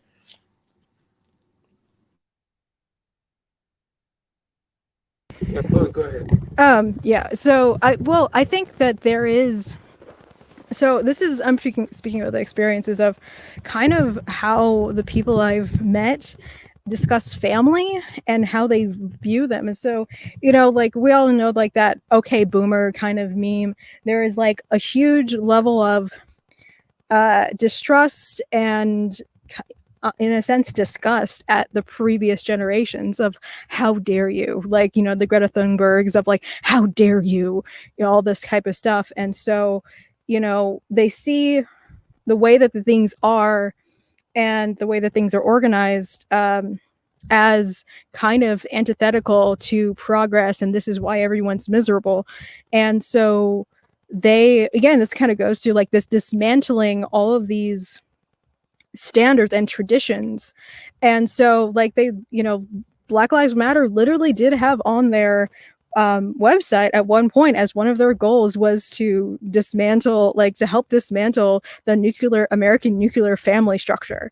There are people on who believe in kind of like full surrogacy now, of like freeing women from being mothers, of basically having state paid, like women being paid to have children and just have all of the children being raised in a state funded, or like a state organization, right, by a state organization, to the point where they actually do have podcast, like they have fiction podcasts basically talking about this world. You know, I've listened to them and I'm like, are you kidding me? This is what this is the whole, you know, agenda that and the funny thing about it, I actually know somebody who actually talks about, I actually know a guy, he's a homosexual guy too. The funny thing about it, he's a homosexual, but anyway, his idea is to have, he started breeding farms. That's the way to continue the human race, to have breeding farms. Yeah, it's just something, you know, there are literally people who believe that, and so there are people who want to dismantle actual biological families, but they want to recreate, you know, the idea of family and community in a new image, because apparently, you know, they don't like how, you know, old communities or like, you know, traditional communities. And so it's just kind of better issues though. Okay, look, that's a good question, Chloe. But I'm gonna tell you the truth. See, I think, I wasn't talking about that, but you're bringing up great points, because I was thinking about what the next, not this generation now, but the next generation, think about all of us who succumb to who I'm not saying all of us succumb to it, but they're gonna see as our generation before me, as are coming to negative things, right? But what made the current people pushing these anti-family values? What makes them comfortable doing it? Were they raised in a bad way? You understand? Because we might say traditional values, but was traditional values really that good all the time, everywhere? And did many people have them, or were people hypocritical? Because I know a lot of things happen. Like, for example, I like to think of my family as a very genteel family. I would like to think that in my imagination, right? But I know we got a lot of skeletons. I know there's a lot of skeletons in the closet. You know what I'm saying? I know a lot of freaking skeletons that I'm embarrassed to say in public. You know what I'm saying? That went on in my family, but you might never know, because we're supposed to be this nice traditional family from generation upon generation. But I know skeletons from previous generation that we still have. Like, so when we talk about traditional values, who was really living out these traditional values even back then? Because even back then, people were still doing it. Like, I'm gonna give a simple example. Just because my grandfather dead. My grandfather who raised me, he's dead now, right? But even my grandfather raised me. He was married to my grandma the whole time, and he had 2 kids with my grandma, right? But he don't know how many kids he got. Before he was married, he had 3 kids, 3 women, right? And after he married my grandma, he used to have a kid like almost like about 3 kids a year. He don't know how many kids he got. He got kids rolling around the entire Sierra Leone. He don't know. If you asked him when he died how many kids he got, he wouldn't know. But he's we had a traditional family. So I want to say that a lot of things were going on. I have other families. I have other stories about. I have cousins who told me that they were in certain family members and they was getting raped, but she would never tell me who did it, because she don't want me to take revenge on them or whatever. But it's a lot of things that go on. A lot of things that go on that even in traditional families that were going on that might be affecting people. That's what I'm trying to say. Is that so we might say we traditional values, but were these traditional values ever really were people ever really living up to these traditional values in the first place? That's a good question that we need to ask ourselves. And what's stopping it? And what do we need to do to correct that so people don't rebel against the traditional values? Okay, but I don't think that the people who are questioning the traditional, you know, 2-parent household, 2.5 kids and all that kind of stuff, they're not questioning it because they had necessarily you know, bad experiences. A lot of these people who are entertaining these ideas are from upper middle class homes, like from the suburbs. Right. And so I think it kind of goes into Mao's Red Book. I mean, going to the Cultural Revolution. How did the Cultural Revolution happen? They got the children in on it to admonish the older generation in order to dismantle what happened before, to start something new. The children were radicalized first. And now I think all of our universities and the way that children are raised, we are kind of perpetuating this infantilization. And so in a sense, the rebellious phase is now indefinite. And and when you're a child and you think with a childlike mindset, you don't think of the future the way that an adult does. Even there are 30-year-olds who say, oh, I have to adult today, or I don't like adulting, as if it's a verb and not what you are. Like this whole idea that it's so cumbersome, and it's like it's to be put upon to be told to be responsible for yourself, when they're used to having, being like a child and having people take care of you. There's someone that is 40 years old, and I still think of him as a kid, because in my idea, when you're an adult, you parent yourself, you take care of yourself. And this guy is still petulant like a child. So I think that yeah, okay. A lot of people are like that. You're right, right? I see that in my life too. Matter of fact, that's the norm, right? But okay, but I'm gonna give you this pushback, right? What did the previous generation? I still think the previous generation is sort of responsible for, because I'm gonna give you a perfect example. Like, you might say, okay, we're getting indoctrinated in schools, but why did the previous generation have so much faith in these institutions educating their kids for them, and then it ended up miseducation? Like, it's still I still think a lot of, because even if you say these people are coming from middle class families who who live nice, why are these middle class families sending these kids to schools to be improperly indoctrinated? So were these families not living up to the responsibility to give their kids a true education, but they handed it over? Like what I'm trying to say is that the issue of being not being mature enough, or what I call passing the buck, is very extensive around, and it happens in many different ways. A lot of people have passed the buck. I mean, it's a saying in America. I don't know if people understand it. It's a saying. You probably understand, Chloe, because you're an American. It's an American saying, but I know I'm trying to find a better way to say it. I don't know a better way to say it. Passing the buck, like it means like if you're not taking responsibility, it's someone else's fault. Yeah, you passing the buck, but I think many generations have been passed. I think passing the buck has been going on since time immemorial. And I don't think what we see now is the modern incarnation of passing the buck. You know what I'm saying? I guess, like, so I do understand, like, that, like, too many parents kind of don't really parent. They expect, if their kid gets bad grades, they either say, complain to the teacher, say the school is bad, but then if you ask them, did you ever do homework with your child, and they say no, yeah, the parent, like, I've heard a statistic in which 60% of a child's success in education is based in the home, and only, a small percentage, like maybe like 33%, is based in the actual school and the quality of the school. So there is kind of I think it's kind of living life automatic, and say like, oh, we were told that the system works this way. Okay, we just send our kids to school, they get good grades, and all of these things automatically follow, when we're erasing a lot of nuance in how these things work and why they work the way they do. And I forget what kind of what this rule is called, but it's kind of like when something becomes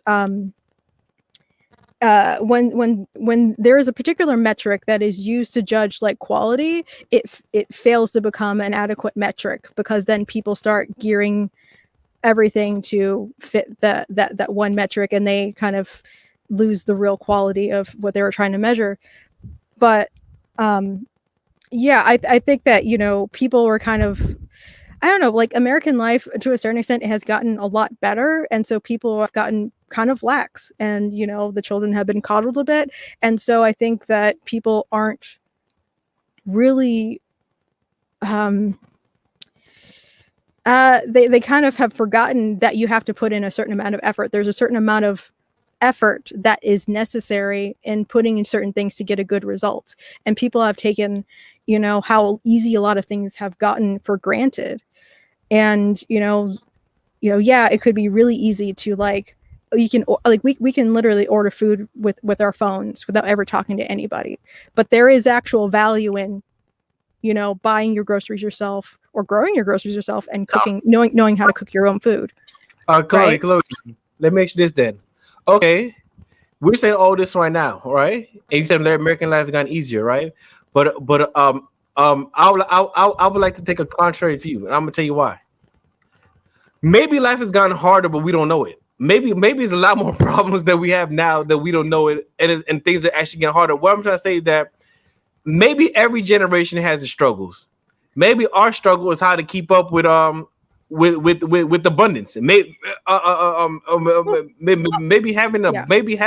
material abundance is itself a struggle that humans were not used to, and now and now it's overwhelming us, and we have a new struggle that we have no ability to or not ability, but we have no reference point because We've nobody's never been seen it before. yeah, nobody's been abundance as lived as abundant as we live in, so we have no reference point about how to correct the bad behaviors that abundance is causing to us because we have this life because it's a lot of simple things, and what you're saying is completely correct. You know what I'm saying, but the way I would like to say it is that this generation has an issue. Like for example, I'm gonna say one thing I always tell people. I said since the beginning of time, mankind has been developing technologies, right? But now we live in a time where it's the opposite. Technology is going to start developing mankind. You know what I'm saying? Yeah. So our goal now is to change. We have to become a new type of human being. We have to become. We're not ready for this yet. We have to become a new type of human being that has such complete control and mastery of ourselves internally that we can let the outside technology take its course, yet we still be whole human beings. It's going to take a lot of moral, ethical, spiritual development to harness the next generation. And I can't really tell you all the ways it's going to happen because we're basically to what I see is uncharted water. Like for example, I think Charles in Nigeria right now. He's all in Nigeria talking to us. I remember when I was growing up, you know how hard it was to get a long distance call to Africa because I'm from Sierra Leone. I was born in Sierra Leone, but I grew up in DC, right? You know how hard it was to call my grandparents in Sierra Leone when I was a kid. You know how hard it was to get MCI. That's when we had all them baby bells and everything. You know what I'm saying? Yeah, you Before have us to. breaking up. So, but now we talking like it's nothing. You know what I'm saying? We're across the world. You're Chloe. I remember you telling me you're from Alaska. I'm even okay. I remember. Certain parts of Maryland, the same state I live in. Certain parts of Maryland was long distance, and like Maryland was a big state. It was certain parts back then was long distance. You couldn't even call it without having extra charge on your phone. But now we're talking across the world like it's nothing. You understand what I'm gonna say? So Yeah. it's like it's like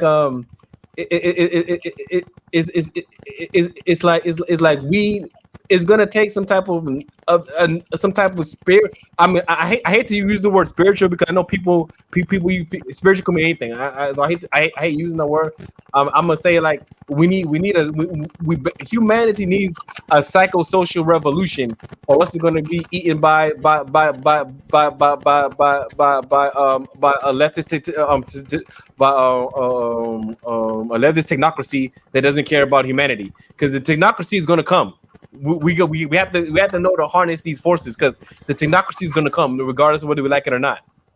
And at this point, I see what you're saying. It's like I forget exactly the number, but I've I read some Buddha stuff, but like like the Buddha is basically saying like everyone has exactly 88 problems, like exactly 88 problems. When you fix one, another is going to come. Like yeah, everyone is like I think that's the thing that I think people are having a struggle with is that we're always going to have struggles, and there's like this weird contingent of our society that believes that it's a lie. We can get to a struggleless world and society and everyone feels happy all the time. They're just lying to us. We need to fight to get to it. And they're just kind of, perpetuating that to always be true. And I think that people have to recognize that we're always going to have struggles. And the best thing to do is pick the struggles that you're going to have. We can pick the struggles. Like, people can choose. In general, like in general, like if like I do think you're having your cake and eating it too in this a little bit. I do think you're having your cake and eating it too because you say we have struggles, but do you really pick your struggles? Like you born into your struggles most of the time. Not even born, but I hear what you're saying. But okay, I'm sorry, but I do think you're having your cake and eating it too in a certain extent. I think in the West, you can actually pick your struggles. You can. I don't think you're necessarily born into it. The white people who are virtue signaling to Black Lives Matter and all that, that's a choice. They were not born into that situation. they chose to take that struggle, to take that fight. So I believe No, you I disagree with you, Charles. I'm gonna tell you why. I'm gonna give you an example right now, right? okay. For example, I'm not a leftist, right? I'm a right wing guy. I was a Ron Paul. I'm a Ron Paul disciple from back in the day, right? Right. But no matter what, I have the struggle of having to deal with the leftist world. I don't want the struggle. I don't want. I mean, I could. Okay, I could choose. I could choose to adopt the leftist ideology. That'll make me more incongruent with everybody around me because I live in a leftist stronghold. You know what I'm trying to say? But Mm. really, I mean, you might say I have a choice, but do I really basically so basically say the only to me the only real choice is are you going to face reality or are you going to abandon yourself? Because if you're facing reality, if you actually choose to face reality, the only choice, yeah, that's the only choice I think you might have. Because if you choose to face reality, you don't have a choice at that point because the problems you see are there. And the imperative is going to be there if you choose the path of reality. The only time you have a choice is saying that okay, I'm going to abandon myself to mass delusions. You know what I'm saying? Because if you say I'm gonna deal with reality, reality presents the problem for you, and you and at that point, you it's impossible for you to pick and choose what problems you're going to deal with because once reality presents to you, the imperative is there. So that's my disagreement with that point. I'm not saying you can pick absolutely all of your problems, but let's say I choose to move back to Alaska, right? I will then have to deal with the problem of cold. And I would have known that I would have to deal with that. If I don't want to deal with cold, I would move to somewhere hot or moderate or whatever, right? Or, I chose to study, what I studied, right? And that involved me having to struggle with dealing with a lot of math, a lot of problems. I did not party. I did not enjoy a lot of things that other people enjoyed. And that's the thing I chose. I chose that's that set of difficulties in order to get the benefits of the job that I have now.